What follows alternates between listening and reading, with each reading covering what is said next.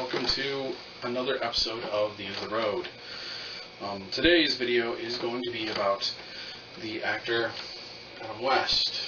For those of you who may not know Adam West, one of his biggest roles was playing Batman in the 1960s Batman television series.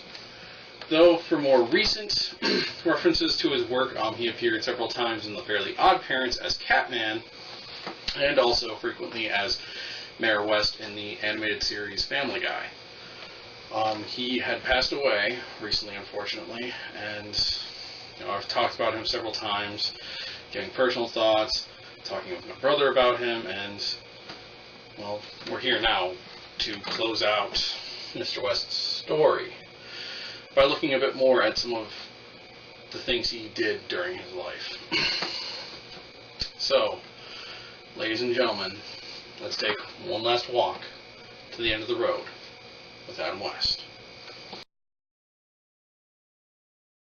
Alright, well, first off, I have all my notes together, and I'm just going to do this in one shot, reading everything through, because with Mr. West's story, there is a lot to cover in 80 plus years. First off, he was born September 19th, 1928, in Walla Walla, Washington. I'm not even kidding. I was kind of surprised that it was an actual place. His real name was William West Anderson. Apparently, Adam West was a stage name that he adopted later on in his life. His father was a farmer, his mother was an opera singer and concert pianist. After, giving birth to Adam, she gave up on her dreams of, being an opera singer and concert pianist to care for her family. Pretty noble, and I can appreciate that. That's a nice thing. He went to Seattle. He moved to Seattle, Washington with his mother after his parents divorced when he was 15. He graduated with a bachelor's degree in literature and a minor in psychology from Whitman College. Afterward, he was drafted into the United States Army and served as an announcer on American Forces Network television. So, his television career started out before Batman with some, other things besides being just a normal actor. After being discharged, he worked as a mailman before going to Hawaii to pursue a career in television. And, after moving to Hawaii, that's where his career really starts to take off in television. To start, while in Hawaii, he played the sidekick on a children's show called El Kini Popo Show. I'm going to put the name underneath because I don't want to mispronounce it, and at least you can see it. After working on the show for a number of years, he ultimately became the star of the show. So he moved up from sidekick to starring character. And also, I just find that kind of interesting, with him going on to Bruce Wayne and Batman, being the star of that series. But that's another thing altogether. In 1959, West moved to Hollywood with his wife and 2 children, where he took the stage name Adam West, ultimately.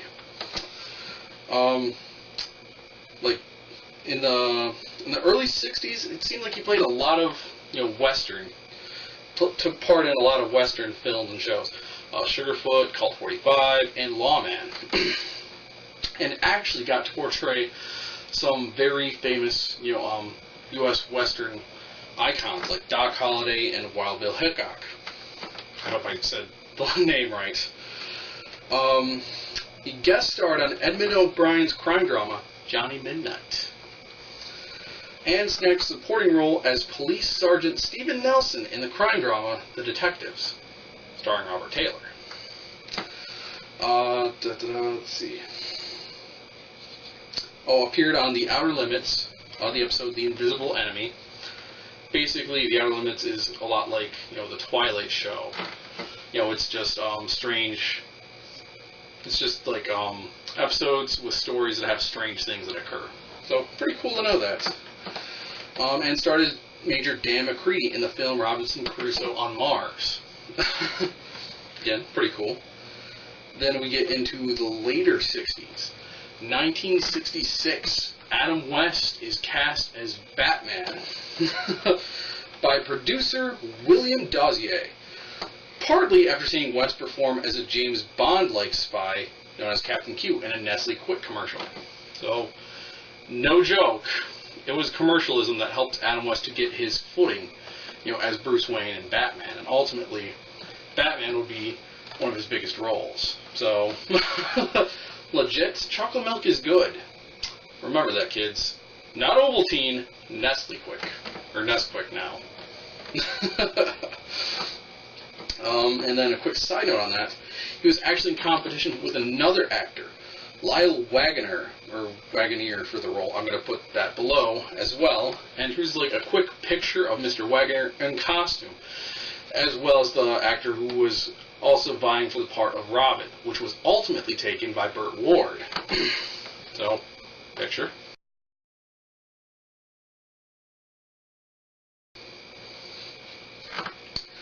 The show ran from 1966 to 1968, and it had a film directed by Leslie H. Martinson in 1966. And interestingly enough, tying back to the Captain Q thing, Adam was actually offered the role to play James Bond in Diamonds Are Forever, but he did not accept the role, later noting that he felt like James Bond should be a British actor. So, it's pretty cool and interesting. He could have been Bond. Like, he could have been up there with Roger Moore, Sean Connery, Daniel Craig, Pierce Brosnan, etc. But out of respect, he declined, and that's pretty cool and respectable. Post-Batman, so like 1969, 1970s. His first role was in the film The Girl Who Knew Too Much, playing a cynical tough guy known as Johnny Kane. For a time, he made a living, off of personal appearances as Batman. One of the best appearances was when he engaged in a war of words with Jerry the King Lawler from, I want to say it's WWF or WCW. Basically, for those who are younger in the audience, Jerry Lawler in like the 90s and early 2000s was a ring commentator. Basically just talking about the matches and stuff like that. But before that, he was an actual wrestler, taking part in matches and fighting and stuff. And it's just interesting, imagining Adam, donning the costume and getting into it with Jerry, Jerry the King Lawler. Especially since, Bruce was kind of a, polite, friendly character for the most part, I would say. It's interesting, but it's funny, and I love it. And then he appeared in a number of theatrical films. The Marriage of a Young Stockbroker, Curse of the Moonchild, The Specialist, Hooper as himself, One Dark Night, and then also a series of television films. The Eyes of Charles Sand, Poor Devil, Nevada Smith, For the Love of It, and a number of guest appearances on different television shows. And there's a lot. Like Maverick, Diagnosis Murder, Love, American Style, Bonanza, The Big Valley, Night Gallery. Again, Night Gallery is a show I'm a bit more familiar with. Again, like Twilight Zone and Outer Limits, it's just a show that focuses on different like horror-themed stories. Pretty cool. I enjoyed it. Alias Smith and Jones, Mannix, Emergency, Alice, Policewoman, Operation Petticoat, The American Girls, Vegas, Big Seamus, Little Seamus, Laverne and Shirley. I didn't know that. Bewitched, Fantasy Island, The Love Boat, Heart to Heart, Zorro, The King of Queens, and George Lopez. He also made several appearances on Family Feud. And starred in the comedy police series, The Last Precinct. And then I guess he had a return to Batman at one point. West reprised his role as Batman as Bruce Wayne on several occasions, such as The New Adventures of Batman, the Batman Tarzan Adventure Hour, Tarzan and the Super 7, Super Friends, The Legendary Superpowers Show, the Superpowers Team, Galactic Guardians, succeeding the role from Olin Soul, I guess. It was a voice acting, like, animated thing. In 1979, he donned the Batsuit for the TV special Legends of the Superheroes. 1985, DC Comics named West as one of the honorees in the company's 50th anniversary publication, the 50 Who Made DC Great, for his work on Batman in the 1960s. West was considered to play Thomas Wayne in Tim Burton's Batman film in 1989, but never made an appearance in any of the theatrically released Batman films after Batman the movie. He did appear in an episode of Batman the Animated Series, playing the Grey Ghost. The producers were concerned the story was too similar to Adam West's story, but he gladly accepted the role. This was something Patrick had talked a bit about. Basically, in Batman the Animated Series, it follows Batman solving different crimes. And the story for this episode was a villain from the Grey Ghost series, had made some kind of comeback and was actually committing real crimes in Gotham City. And Batman had to work with the Grey Ghost to, solve the case and figure things out. And it was interesting. And also, really quick, Adam voiced the Grey Ghost. This character that Kevin Conroy, the voice actor for Batman, Batman looked up to the Grey Ghost. So it's, one Batman kind of idolizing the former Batman. And it's interesting. Anyway, and then later on in the early 2000s, I want to say, they did another animated version of Batman the Animated Series, just known as The Batman, where he played the role of Mayor Grange, basically the mayor of the Gotham. And then he reprised the role of Batman in the short film Batman New Times. Let's see, and then in the 90s and 2000s, he appeared as himself in Drop Dead Gorgeous, and made several appearances on different TV series. News Radio, Murphy Brown, The Adventures of Pete and Pete, The Ben Stiller Show, and The Drew Carey Show. And really quick, I know the Drew Carey Show thing specifically because basically the main character, Drew Carey, enters a contest and wins the 1960s Batmobile. And, some hijinks ensue. It was just a 90s sitcom. It was interesting. And, just getting to see, the Batmobile, not in a studio or, on somewhere else was cool and interesting, I felt. So, it was a cool episode, I think.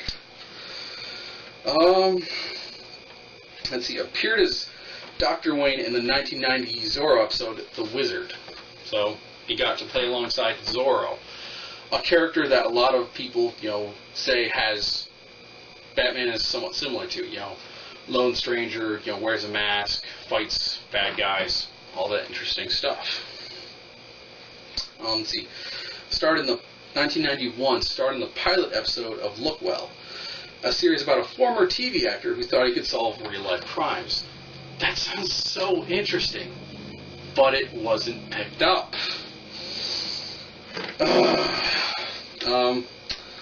Let's see. In 1994, appeared in the Goosebumps television series episode Attack of the Mutants as the Galloping Gazelle. Basically, Goosebumps was, a series of books for kids, and they eventually got a TV series, with each episode covering, a book, or some books needing several episodes. This was just, one thing, and basically, this kid finds the lair of the super mutants, in a real life, and figures some weird thing where, reality and fantasy kind of blend together, and the kid ultimately summons the hero, the Galloping Gazelle, to help fight the super mutant. So that's pretty cool. In 1994, he wrote his autobiography with the help of Jeff Robin, known as Back to the Batcave by Berkeley Books. He also played the villain Breathtaker on the television series Black Scorpion. I want to say it was a short-lived television series on the Sci-Fi Channel. Let's see, and then in 2003, Wes and Burt Ward starred in the television movie Return to the Batcave, the misadventures of Adam and Bert. A movie I haven't seen yet, but I am definitely curious to see. In the 2010s, he got a Golden Palm Star, and the Palm Springs Walk of Fame was dedicated to him. In 2012, he received the 2,486th star on the Hollywood Boulevard Walk of Fame. And 2013, interviewed on the PBS series Pioneers of Television in the episode Superheroes. And was later interviewed for Superheroes, A Never-Ending Battle. And appeared as himself on the 200th episode of The Big Bang Theory. Which, I haven't seen the full episode, but I've seen one of the clips where he's talking with everyone. And one of my favorite things is, Adam West says, I never had to tell anyone I was Batman. I just showed up and they knew. Because a later Batman, Christian Bale, was famous for saying, I'm Batman! In an awful voice like that. And I just think that's a funny little joke and aside, and I really appreciate that because, he was the first live-action Batman, outside of movie serials. Let's see. And then just some quick voiceover references. He appeared on The Simpsons, Futurama, Rugrats, Hysteria, Kim Possible, and Johnny Bravo. Also, like I noted before, I noted before, I think the most interesting Batman parody he did was in the Fairly Odd Parents series. He would appear occasionally as Catman, basically just Batman, but the guy's a cat, and he takes on some very cat-like personality traits, and it's just ridiculous. Using the litter box, playing with balls of string, and it's cool because, like we see in Family Guy, Adam plays the West kind of eccentrically, so, him being Catman and being so weird and different kind of fits, actually, and I really appreciated that. Let's see. And then, I guess, all I really like to talk about, unfortunately, is his passing. First off, he died June 9th, 2017. He passed away at 88 after a brief bout with leukemia. Burt Ward made a kind statement about West's passing, saying, he was my lifelong friend. I will forever miss him. There are several fine actors who have portrayed Batman in films. In my eye, there was only one. There was only one real Batman that is, and always will be, Adam West. He was truly the Bright Knight. And on June 15th, 2017, Los Angeles projected the bat signal on City Hall in tribute to Adam West. And Whitman College shone the signal on the Whitman Tower. As for after his death, I guess he recorded some bits for Family Guy's 16th season that will be coming up, or will have passed. And that's Mr. West's story. Growing up in Walla Walla, Washington, moving to Seattle, to Hawaii, back to Hollywood, taking on the stage name of Adam West, playing Batman for the first, in the 60s, and being the first, Batman that got to, appear on television every week, for kids and, adults alike, and he did it for 3 years at least, 66, 67, 68. And he got that because he appeared in a Nesquik commercial as a James Bond-like character. I mean, who knows what would have happened if he hadn't done that commercial? Would I still be talking about him today? I don't honestly know, and yeah. I don't know much about Mr. Wagner, but I think, he deserves some respect as well for trying out for the role of Batman. But, Mr. West got to take on some different roles after Batman, but it seems like nothing, would be, well, okay, I don't want to say nothing would be as iconic or stick as much as 1960s Bruce Wayne and Batman, because I think, for the more modern audience, definitely Mayor Adam West is a good, interesting, memorable character. So, Mr. West got to stick with two generations of people, the people who watched the 60s Batman and loved Batman and Bruce Wayne, as well as, the people in the 2000s, 2010s, who gravitated more towards this eccentric, ridiculous mayor of Quahog. I don't know what else to say, Mr. West, but, besides thank you for, doing what you did, playing Batman, serving in the armed forces, and, showing us that you don't have to be, this mean, gruff, tough character to be a hero. You can still, be kind, respectful, and patient, and still do good things. You will be missed, Mr. West.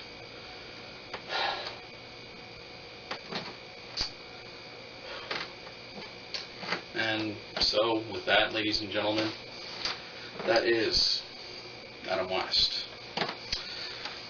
As always, have fun, stay safe, and remember, every character has a story to tell. I'm Valiant Bradley James, the character investigator. Peace.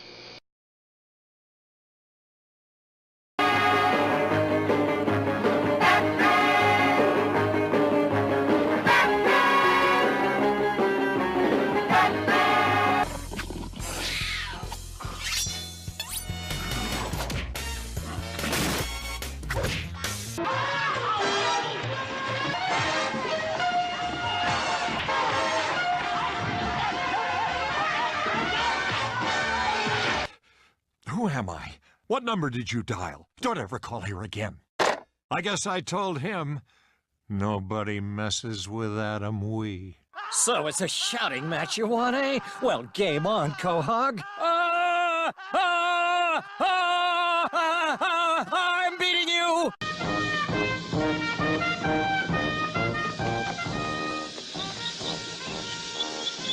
Some days you just can't get rid of a bomb. You're with the press? Yes? Well, you can't interview a dead man, can you?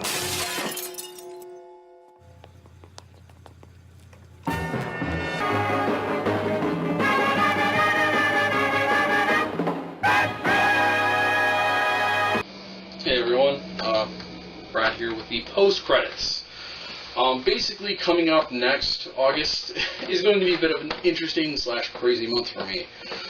Sticking with the theme of, sticking with not so super-powered superheroes, I am looking into the story of the Punisher, at the request of my friend Sarah. Basically, she'd given me two requests, Agent Smith from The Matrix, as well as the Punisher from Marvel Comics.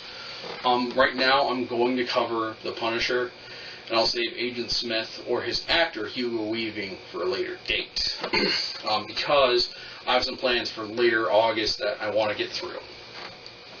And that would be the 10,000 view special that I'm working on. As well as September, which is going to be the month of the First Doctor. Because I'm hitting the 4th season of Doctor Who, and I'm going to be covering, the 4th season, the First Doctor's adventures, and just everything that entails. So my apologies, Sarah. I will get to Agent Smith or Hugo Weaving soon. I just have to work on a few things first.